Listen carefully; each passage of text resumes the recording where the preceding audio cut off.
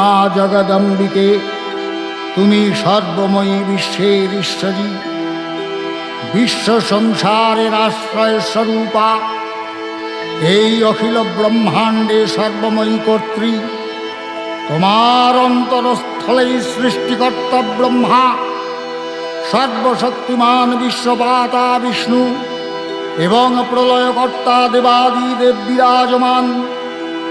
তুমি দেবগণের আধার স্বরূপা, দেবতাদের ও পিতৃলোকের পরম তৃপ্তিদায়ক স্বাহা সধা হব্য ও কব্যরূপে প্রকাশমানা।